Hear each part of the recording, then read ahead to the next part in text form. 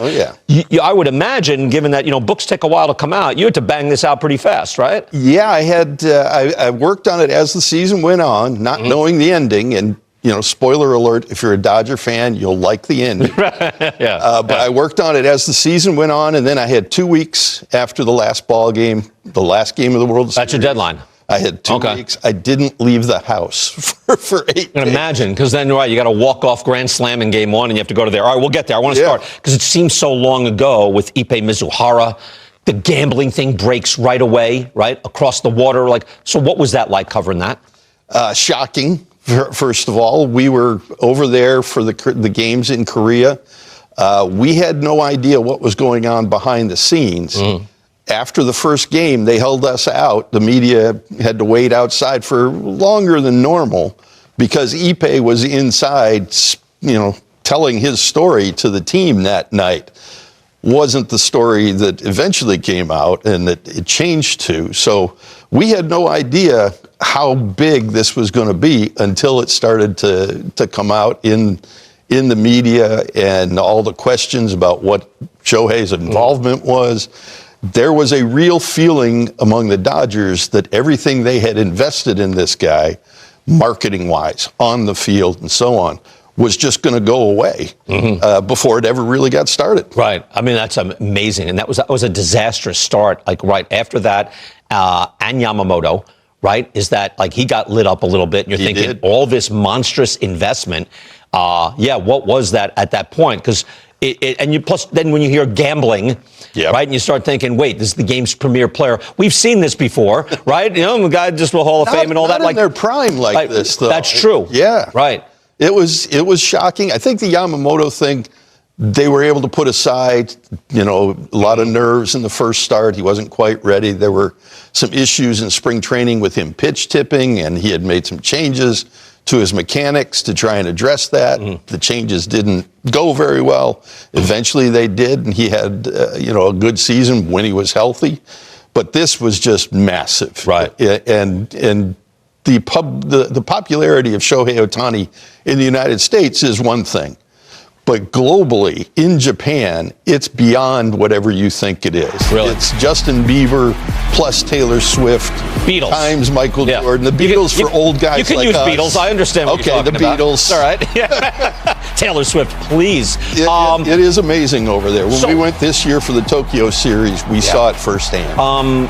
So was he less closed off after that? Because again, with Mizuhara around him, he was kind of, in his own little mini circle with the Angels. Was it easier to get some access to Shohei, or was he a better teammate after all this? It did change. I think Dave Roberts was the first one to notice it.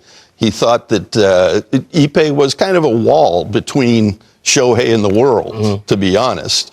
And he thought that Shohei had become more open to everything, his own person, if you will, after the Ippei scandal and Ippei went away. His translator is Will Ireton. Will's got another job. He's part of the analytics and statistical group that follow the Dodgers and work. And Will wants to do that. He doesn't want to be strictly an interpreter running around with Shohei all the time. Do you have access to him? Can you go? I've had writers say that he's getting dressed, he's over there, and nobody bothers him ever. What's the access like now? It's not good. It is a bubble around him. You are deterred from talking to him because there were a few times, and I talk about him in the book last year, where I tried to treat him just like any other player, and I just went up and started conversations. Well, as soon as you do, 50 Japanese reporters all circle around and want to know what he's going to say. Okay. I like to learn Japanese phrases and throw them at him and kind of joke with him that way. And he always gives me the same reaction. He always, like I have an accent or something he can't understand. Probably do, yeah. So that stuff was early last year. There was a lot more of that than there is now. Okay. How does the whole Betts, Freeman, Ohtani thing work? Are they all that low ego that they could all work? Because I imagine at some point there's got to be some friction, jealousy. One guy is getting paid even better than the other two. Anything to that, or it doesn't show? If there is, I haven't seen it. they all are very low ego for the amount of fame and stardom that they have. Yeah. They're all very routine driven. They all have their way of preparing for a game, and they do it every day, every day, every day.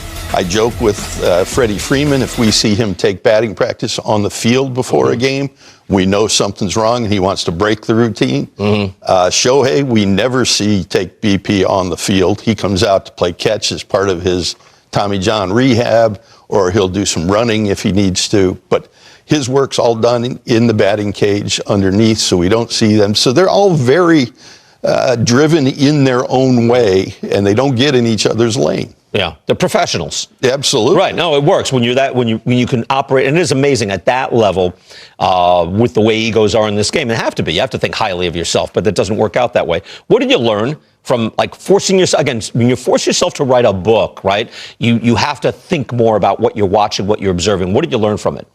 I found, first of all, that he's a better player than I realized. And that's because all I saw were the highlights like everybody else, and then an occasional game between the Angels and the Dodgers. Seeing him every day, he's a much better hitter, much better player than I realized. And I think part of that was because he is a better player and hitter than he was with the Angels. He's evolved. He's matured. He's got more information now. He has a better, not to denigrate the Angels or anything, but he's got a better support system around him now and can be a better player. And the amazing thing that we all have to remember is he did all this. He had a 50-50 season while rehabbing from Tommy John surgery. Right. He's off to a great start this year after having shoulder surgery in November. He's a remarkable athlete. He's, one of a kind. He's a unicorn. Should he pitch? Ooh, that's a rough one. I think he wants to pitch, so he will. I think the Dodgers would be okay with him never pitching. I think they would be happy paying him to be an Aaron Judge level DH for 10 years. Is there any, let's say that happens. Could he play the outfield? Have you seen him shag enough balls where he could play? No, I've never seen him shag balls. I've never seen him do anything other than prepare for pitching with a glove on. I think he's a terrific athlete, and he could do it if he wanted to. I don't think the Dodgers care if he does. I think there's a little arrogance to be in the Dodgers, to be honest. I think they thought they weren't going to need him to pitch anytime soon this year. Guess what? Kind of need him now. Could use that. But they've already determined the rehab process, and they've stretched it out. I don't think we see him on a mound in a game until after the All-Star break. Okay, yeah, which is a bit surprising, but he'd be out there. Again, it's all in here. L.A. Story, Bill Plunkett. Bill, great stuff. Thank you so much. Thanks for having me. And enjoy the weekend series in New York. You flew in, you got in. Yo, Dodger Nation. Buckle up because things are heating up in L.A. We've got trade deadline bombs dropping, rumors swirling, and the front office making bold moves. Chris Taylor? Gone. Austin Barnes? DFA'd. And now, word is the Dodgers are closely watching a $70 million all-star infielder within our own division. You heard that right. Plus, are the Dodgers about to trade for a former top 5 prospect who just fell out of the Braves' plans? And a possible bullpen reinforcement from the AL that could be a game changer down the stretch? Let's break it all down. If you love the Dodgers as much as we do, smash that like button and let's talk some real baseball. Ryan McMahon trade buzz. All right, let's start with the spicy one, Ryan McMahon. Yep, that Ryan McMahon, Colorado Rockies third baseman and 2023 All-Star. According to Bob Nightingale, the dude with some serious connections, the Dodgers and Cubs are keeping a close eye on McMahon in case the Rockies decide to deal him before the deadline. Now, let's keep it real, McMahon isn't lighting it up offensively this year. He's batting .201 with 6 homers and a .691 OPS. But here's the kicker, his defense is elite.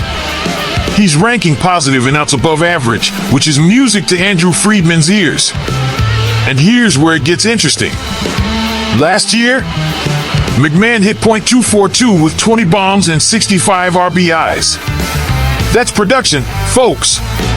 If you're telling me we can get that kind of glove and 20 homer potential at third base down the stretch, man, that could be a sneaky good move. especially considering Max Muncy hasn't exactly locked that position down this year. And remember, the Dodgers almost made a move for Nolan Arenado this past offseason. So it's not far-fetched that we're circling back to that idea, just a slightly different Colorado version.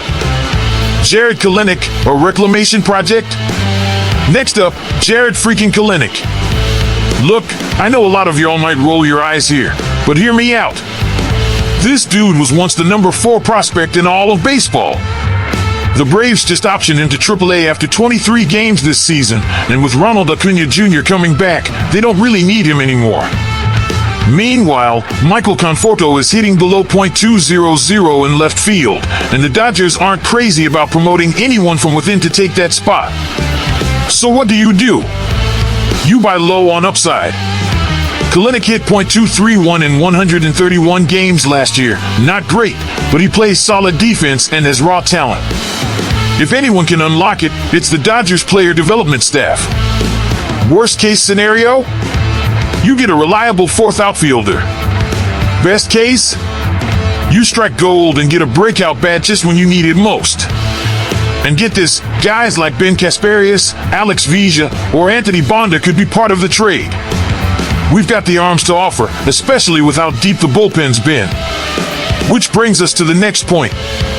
Gregory Soto, bullpen savior?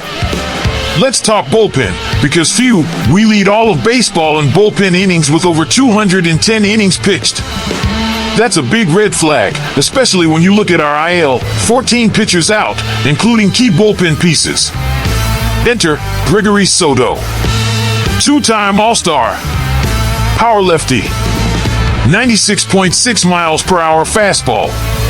He's got some control issues, sure, but the dude ranks in the 96th percentile in barrel rate. When guys connect, it's loud, but they rarely do. Jason Frey from Dodgers Nation thinks Soto could be our next bullpen steal, and honestly, I agree. We saw what happened with Kopech last year, rough numbers on paper, but turned into a huge postseason piece. Soto could be that guy for us in 2025.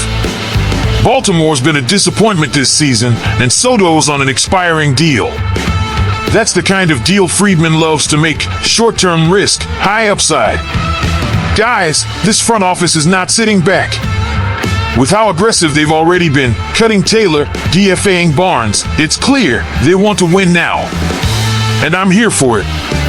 Ryan McMahon could be the glove we need at third. Jared Kelenic, high upside depth in the outfield. Gregory Soto, bullpen power arm that could save our season. But what do you think? Should we roll the dice on Kelenic? Would you trust McMahon at third over Muncy? And is Soto worth the risk for a bullpen that's already stretched thin? Let me know in the comments. Y'all know I read every single one. And hey, if you enjoyed the video, hit that like button, subscribe, and turn on those notifications so you never miss a trade rumor, injury update, or post-game rant. This is latest Los Angeles Dodgers news, and I'll see you in the next one. Go Dodgers, baby!